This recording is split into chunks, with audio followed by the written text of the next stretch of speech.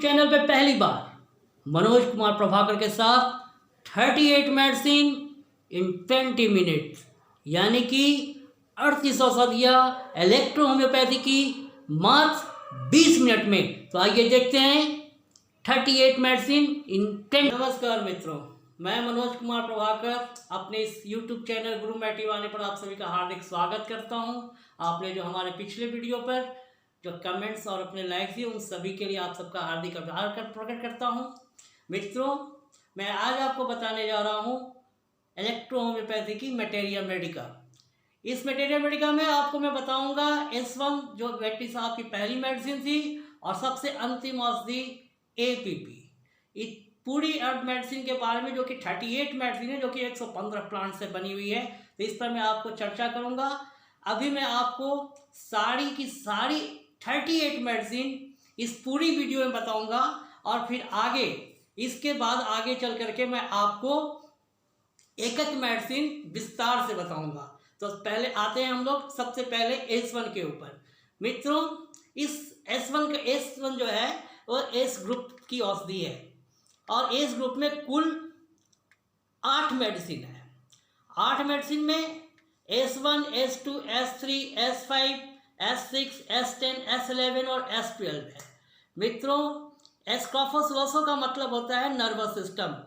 Nervous system में ये कुल 8 मेडिसिन है और ये इस प्लांट की इस मेडिसिन की विशेषता ये है कि इसमें 8 प्लांट जो हैं वो लगभग कंपलसरी रूप से हर एक मेडिसिन में मिलते हैं, जैसे एस्कोफ्लोरिडियम नोडोसा, हाइड्रोसिस कैनेडेंसिस, मेटिकेरिया कैमोमिला, टुसिलागो, वेरोनिका ऑप्सिनेलिस, टेरेक्सिकम, सरसापिरेला।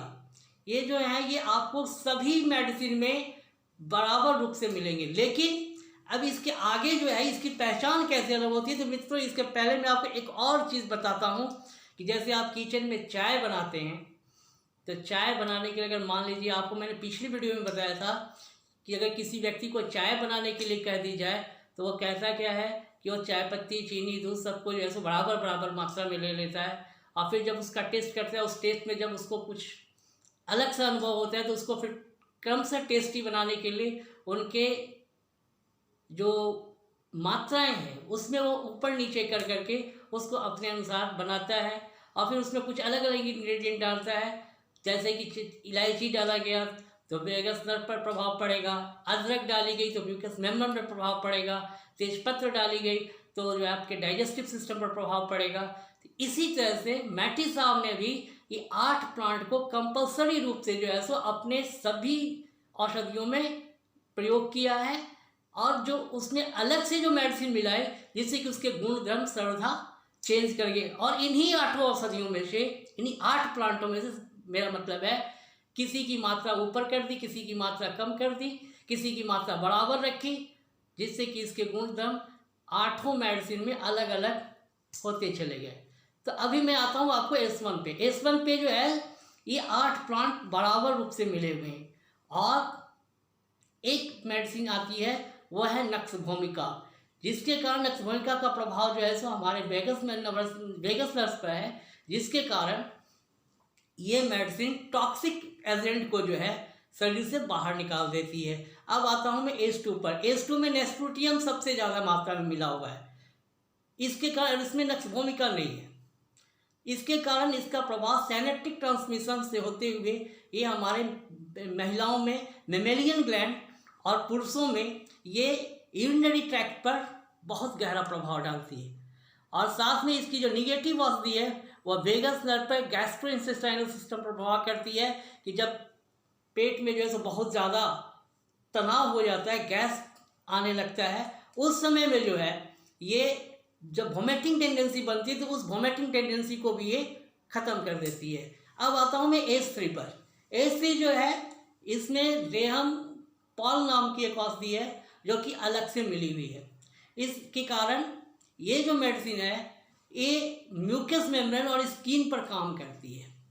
अब आता हूँ S5 पर। S5 में बर्बरिस वल्गैरिस नाम की जो औषधि है वो ज़्यादा मात्रा में मिली हुई है। इसके कारण एक अलग से ये औषधि आई है 8 के अलावे। इसके कारण ये stomach, gall bladder, pancreas, spleen, इन सभी पे काम करती है। अब मैं आता हूँ S6 पे। S6 में भी नेस्प्रोटियम ऑक्सीलेरिस सबसे ज़्यादा है, लेकिन इसके साथ में थोड़ा ज़्यादा मात्रा में ये सोलिडागो मिला हुआ है।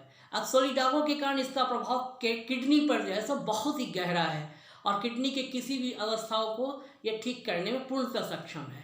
अब आता हूँ मैं एस्टेन पर। एस्टेन पर मित्रों एक बात बताता हूँ। एस्टेन जो है उसमें कैमोमिला नाम की जो औषधि जो एस ग्रुप के सभी वर्गों में थी वो यहाँ पर नहीं है। इसके अलावा एकोनाइट नाम की जो औषधि है वो भी इसमें, लेकिन एफ ग्रुप की जो औषधि मैं आगे बताऊंगा उसकी सारी की सारी औषधि इसमें है। लेकिन कुछ लोग इसको कहते हैं कि ये S1 और F1 की पूरक है, लेकिन मैं ऐसा नहीं मानता। अब मैं आता हूँ कि ये करता क्या है। इसमें एफ ग्रुप की सारी औषधियाँ जो मैं एफ ग्रुप के जब बताऊंगा तब उसमें उसके प्लांट्स के बारे में बताऊंगा, जो विस्तार से बताऊंगा। यहाँ पर मैं आपको एक चीज़ बता रहा हूँ कि इसमें सिट्रेरिया एस्प्लेंडिका नाम का एक प्लांट है जो कि एंटीबायोटिक का काम करती है। तो ये सिंगल ऐसी औषधि है पूरे एज ग्रुप में जो कि खाना खाने के बाद इसका प्रयोग है। कैमोमिला नाम की जो औषधि है उसका प्रभाव गैस्ट्रोइंटेस्टाइनल पर है, जिसके कारण कि उसका सारे के सारे एज ग्रुप की जो औषधि है उसको हम भोजन करने के पहले करते हैं और एस्टेन को जो है भोजन करने के बाद करते हैं। अब मैं आता हूँ S11 पर। इसमें इपिकाक नाम की जो औषधि है वो मिली हुई है। इपिकाक नहीं होगा, कोई और प्लांट है, मैं इसके बारे में जब बाद में बताऊंगा। S11 और S12, S11 जो है इंटेस्टाइन पर काम करती है और S12 जो है वो आई पर काम करती है। अब इसके बाद में आता हूँ लिम्फेटिकोज पर। लिम्फेटिकोज जो है सो सिंगल एक औषधि है जिसमें कि फिकस, ऑक्जेलिक, इग्नेशिया,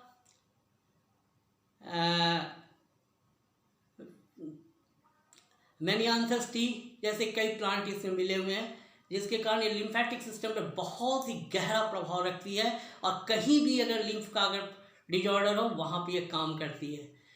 इसके बाद आता हूँ एंजियाटिकोस ग्रुप पर।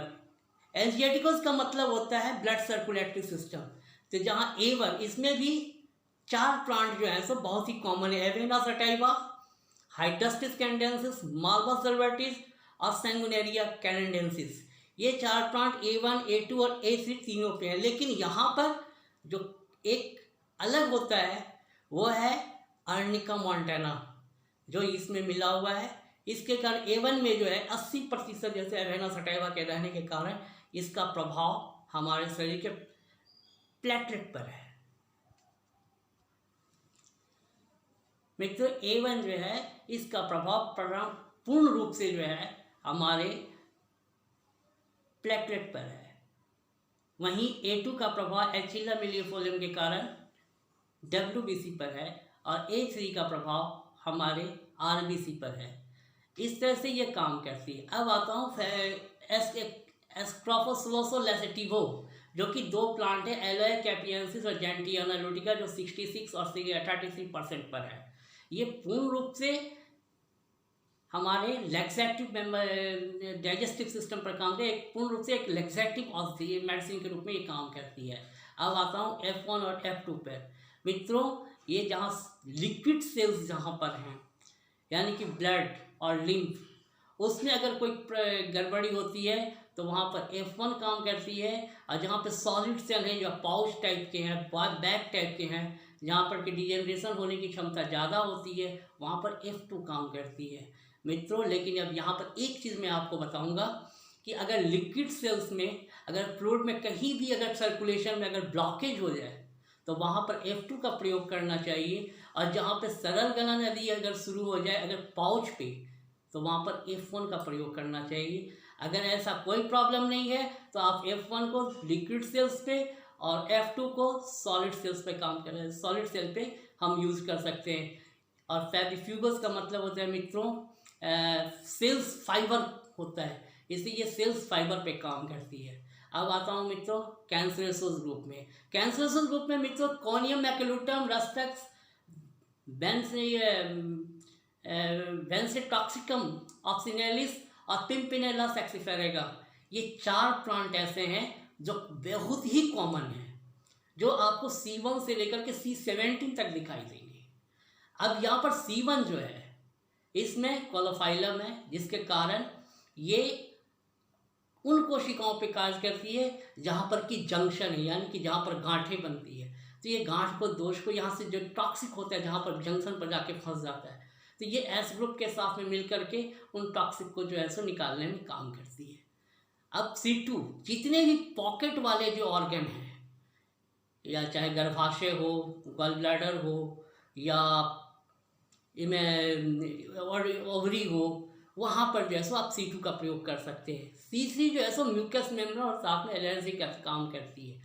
अब उसी तरह से C4 एक ऐसी होती है जिसमें कि सिम्फाइटम मिला, जिसके कारण ये आपके ब्लड बोन्स पर काम करती है और इसके साथ साथ जो है ये एनर्जी भी प्रदान करती है। अब आता हूँ C5 पे। C5 में कोनियम मैक्रोटम सबसे ज़्यादा मिला हुआ है और इस पेयर में इसमें आ जाता है फाइटोलक्का। अब इसके कारण मित्रों ये हमारे शरीर के उन हिस्सों पर काम करती है, जैसे आपका पार्किंसन डिजीज़ है, आपका स्टोमक का प्रॉब्लम है, गॉल ब्लैडर का प्रॉब्लम है, वहाँ पर ये डाइजेस्टिव सिस्टम से रिलेटेड, यानी और साथ में स्नायु जो पेन होता है वहाँ पर भी इसका प्रभाव है। अब C6 इसके बाद आता है। C6 का प्रभाव मूल रूप से जो है किडनी पर है। अब C6 के बाद C10 का नंबर आता है। अब C10 जो है वो डाइजेस्टिव सिस्टम की औषधि है। इसमें पिम्पेनेला सबसे ज़्यादा मात्रा में मिला हुआ है। इसके अलावा चेलोपोडियम भी है, चिलिडोनियम भी है। अब इसके कारण ये जो है पथरी नाशक का भी काम करती है। अब C10 के बाद में C13 की बारी आती है। C13 जो है वो स्मॉल इंटेस्टाइन पर काम करती है और इसके साथ साथ आपके जो गलब्लैडर है वहाँ पर भी काम करती है। अब आता हूँ C15 पे। C15 जो है वो लार्ज इंटेस्टाइन पे काम करती है। C17 हमारे प्रोस्टेट ग्लैंड पे काम करती है और प्रोस्टेट ग्लैंड पे काम करती है। वर्मी। अब आता हूँ P1, P2, P3, P4। ये जो है इसमें फिलेंड्रिनम सबसे प्रमुख औषधि है। इसके अलावा एडियंथम कैपिलस वैनरीज है जो पी ग्रुप के लगभग सभी औषधि में है। पी ग्रुप का P1 का जो है काम हमारे श्वसन क्रियाओं पर है, क्योंकि पेक्टोरल का मतलब ये होता है फेफड़ा संबंधी। तो ये जो है P1 आपके फेफड़े पे काम करती है। अब P2 है, P2 में C2 मिलाया हुआ है। तो जहाँ जहाँ पॉकेट है वहाँ पर अगर कहीं डिजेनरेशन का कारण अगर रेस्पिरेटरी सिस्टम में अगर कोई प्रॉब्लम आ रही है तो वहाँ पर जब स्वरण गलन के कारण सेल कोशिकाओं में ऑक्सीडेशन का वर्क बंद हो जाता है तो वहाँ पर P2 का काम करना पड़ता है, P2 का प्रयोग होता है। अब उसी तरह से ब्लड सर्कुलेटरी सिस्टम में अगर कहीं कोई प्रॉब्लम है तो P3 में A3 का प्रयोग किया गया है। तो A3 के कारण वहाँ पर जहाँ पर प्रॉब्लम है